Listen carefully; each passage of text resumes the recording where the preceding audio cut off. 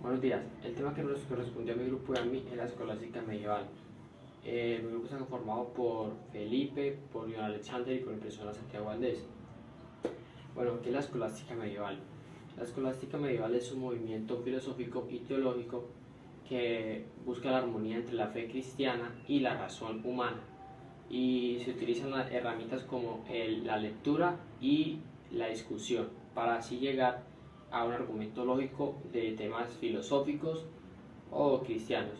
Bueno, algunas de las características de la escolástica medieval, como lo decía, es trata de buscar la armonía de la armonía de la fe cristiana con la razón.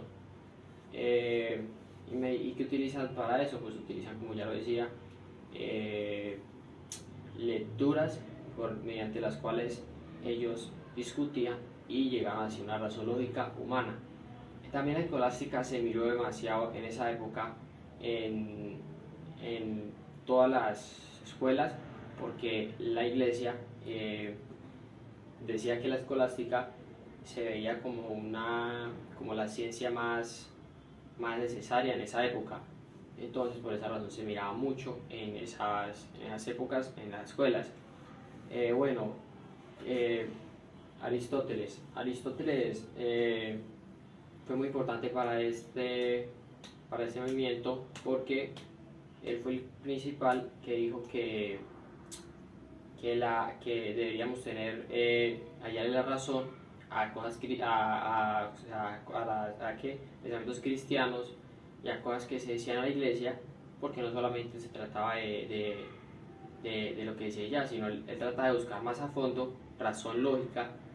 ¿Y cómo logró hacer eso? Pues mediante discusiones con algunas personas, y entonces mediante ese método que utiliza Aristóteles fue que se empezó a utilizar la escolástica medieval.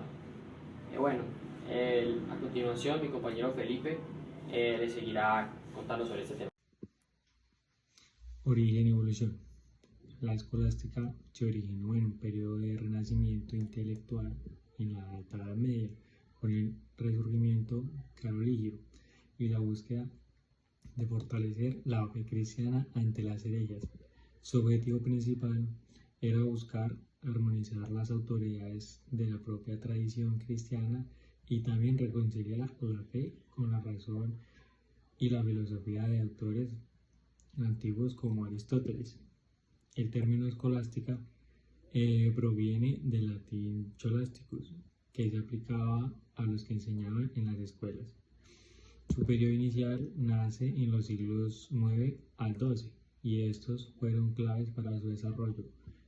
Su desarrollo posterior es el método escolástico, que se institucionalizó en las universidades del siglo XII y XIII y la alta escolástica en el siglo XIII. Esta vio figuras como Tomás de Aquino.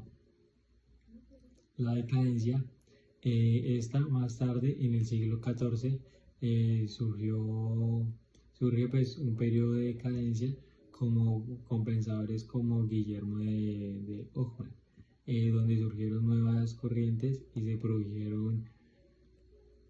produjeron quiebres en la relación entre la fe y la razón. La escolástica.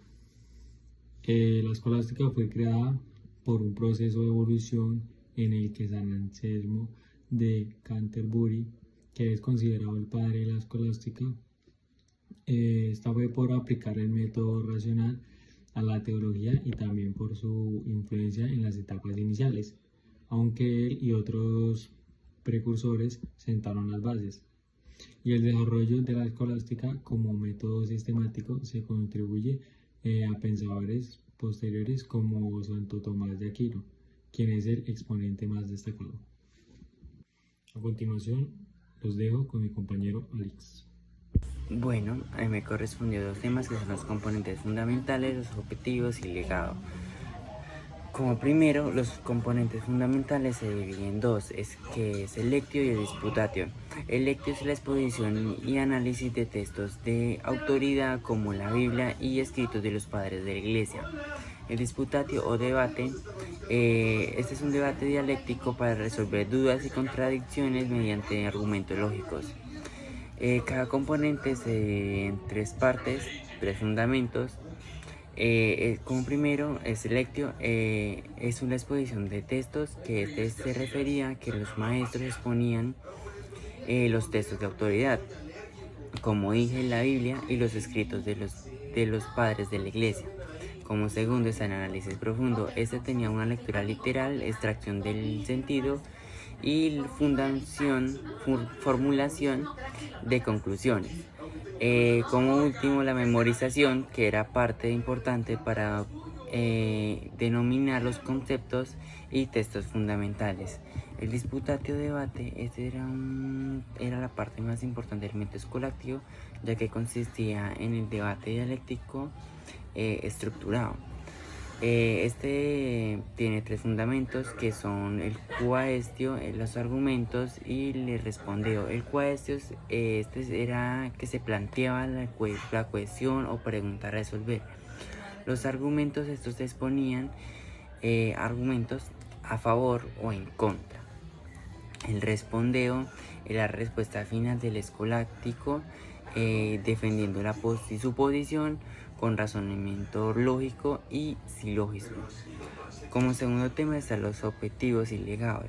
Este se divide también en dos partes, que es armonizar fe y razón y pensamiento crítico. Armonizar fe y razón, el objetivo principal de este era reconciliar las enseñanzas de la fe cristiana con la filosofía clásica, ya entendiendo que la filosofía era como una sierva de la tecnología.